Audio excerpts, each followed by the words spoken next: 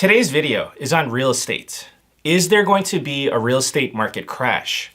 Some people are saying that this is going to be the biggest housing market crash of our generation. Other people are saying it's going to be the biggest real estate market crash of the decade, which would be bad, but not that bad.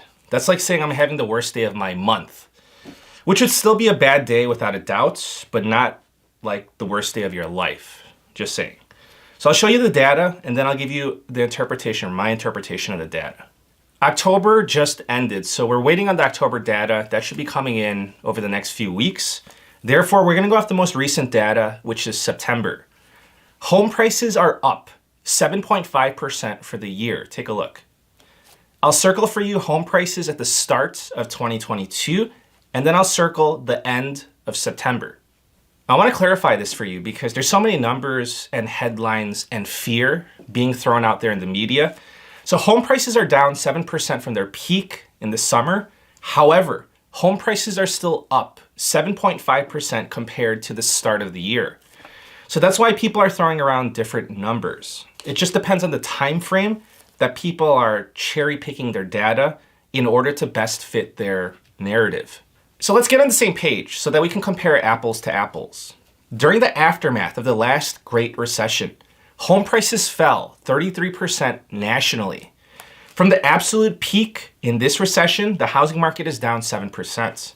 So we have a long way to go to be worse off than 11 years ago. Therefore, as I said, prepare for the worst real estate market crash of the decade. Home prices are simply determined by supply and demand. So here's the current situation. What is killing demand? For starters, and most people are going to point their fingers at the mortgage interest rates. The 30-year fixed is above 7%. 2 months ago, it was under 6%. A year ago, it was 3%. Can you believe that, the difference? The last time interest rates were this high was more than 20 years ago. Let me tell you about the damage that higher interest rates are causing. Mortgage applications are down 42% compared to the same time last year. This is the lowest level since 1997. Existing home sales have fallen for 8 straight months. Existing home sales are down 22% from a year ago. I already showed you that home prices are coming down from their summer highs. I want to emphasize that when I say home prices are down 7% from their peak, that's nationally. So I always get people in the comments saying, well, in my area, in San Francisco, it's down way more than that. So I understand that. We all understand that. To people complaining about this in the Bay Area, I'm going to give you the recognition that you're craving. So here you go. The larger US metro areas with home prices falling since their peaks. San Jose, California, down 10.7%. San Francisco, down 8.5%. Seattle, down 8.2%, followed by Denver, San Diego, Portland, Vegas, Phoenix, and the list goes on. Some people are saying my neighbor's house is down 25%. Again, these are the averages, so there's no need to get triggered in the comments down below. And here's the updated state-specific information. This is the most updated migration trend. They release this information every month. Apparently, a lot of people are still trying to leave California. To the people in Cali, let us know what's going on over there. Florida and Texas are attracting a lot of newcomers. If you're in Florida or Texas, let us in on the secret. What's so great about your state? Listen, I'm in Chicago and a lot of people are trying to get out of the city. Not just the people, it includes the Chicago Bears. So that's how bad it is. Anyways, here's city-specific data. Top 10 larger metro areas where people are relocating out of. Number 10, we have Seattle. Number 9, Denver. 8, Detroit. 7, Louisville. 6, Chicago. 5, Boston.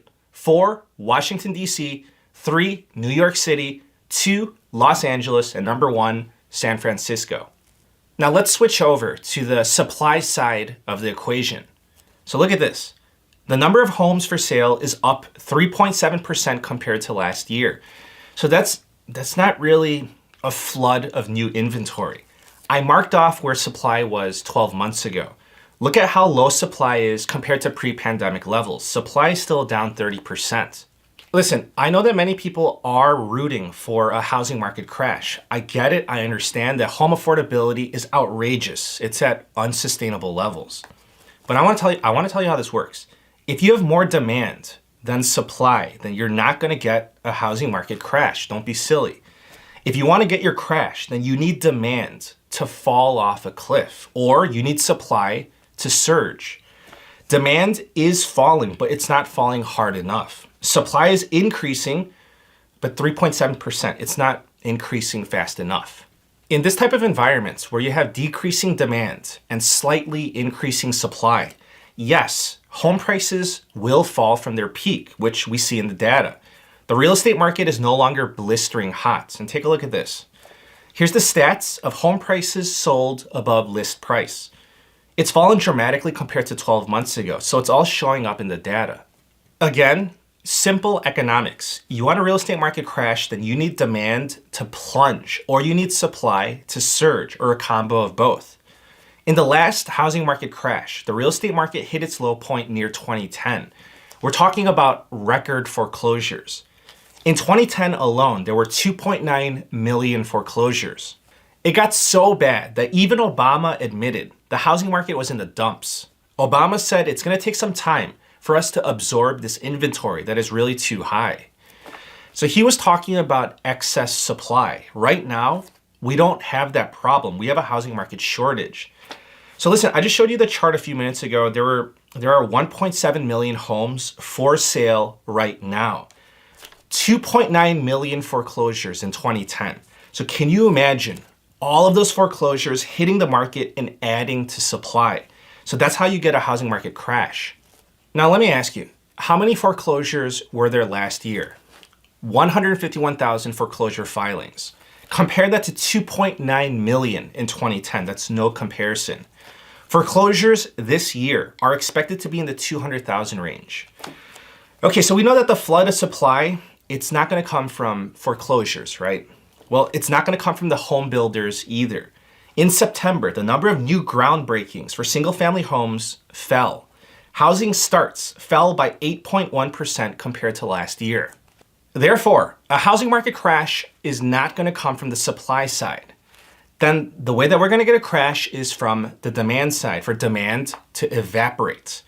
The only way that's going to happen is if interest rates continue to shoot upwards or if there's massive unemployment.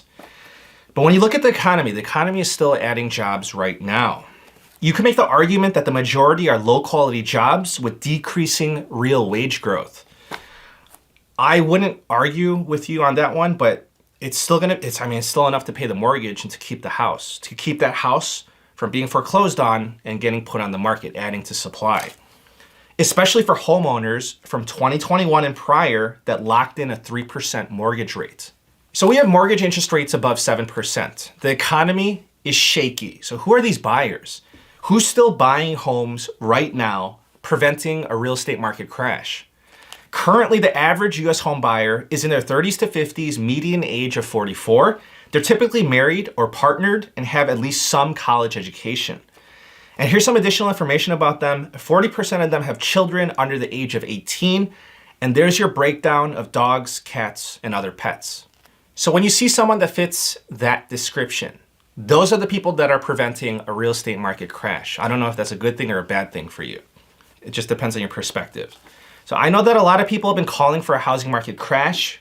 People are saying that real estate prices are going to crash 50%, the greatest housing market crash of our generation.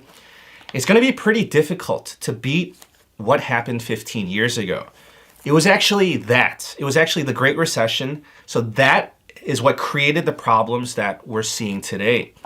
Our problems of inflation, money printing, the Federal Reserve acting a fool is all stemming from 15 years ago. Unless you want to make the argument that it dates back to 1971, I could see that too, but we're not going to get into that. Let me end with this. Let me tell you what the experts are predicting for 2023. This is from current price levels, and this is nationally. Wells Fargo is saying, expect home prices to fall 5% next year. Morgan Stanley is saying 7% decline. Goldman Sachs is saying 5 to 10% decline. I would say 10% plus or minus a few percentage points, and remember, that's nationally. So keep in mind, there was a 33% drop during the Great Recession. So it'll be bad, but not that bad, again, like the worst day of your month. I understand that this information is important to a lot of people, especially people looking to buy or sell a home in the near future. So I like to leave out all the fear mongering unless it's warranted, but at the moment it's not. Please subscribe. I'll keep you updated with the data and the facts. Thank you so much, and I wish you a very nice day. Please take care.